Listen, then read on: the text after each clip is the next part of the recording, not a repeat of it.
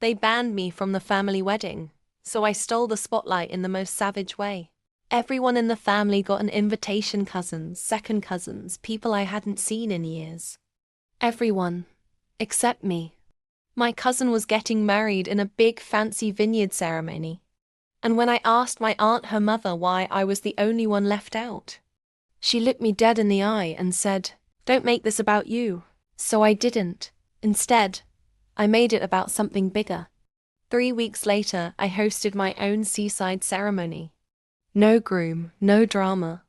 Just a dress, a vision, and a camera crew. The video? It went viral. And they never saw it coming. My aunt had always treated me like the family inconvenience.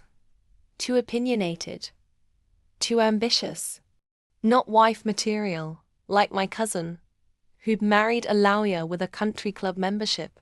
So when I confronted her about the snub, she snapped. "This is not the time for your feelings. Don't ruin your cousin's moment." It hit me like ice water. I wasn't just excluded, I was erased. So I let it slide. Publicly. Privately, I started planning something unforgettable. I booked a private beach estate in Big Sur. Ocean cliffs. Wildflowers. No guests, just a team of creatives. 3 couture gowns and a vow book. That's right. I was throwing a wedding for myself to myself. Because if the family couldn't celebrate me, I damn well would. I wrote vows not to a man, but to the woman I had fought to become. I walked barefoot down an aisle of seashells. The wind blew through my hair.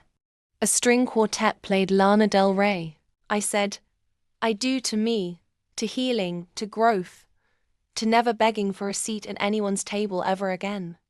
The photographer captured every second. I posted the video on TikTok with the caption, "Wasn't invited to the family wedding, so I threw one for the love of my life. Me."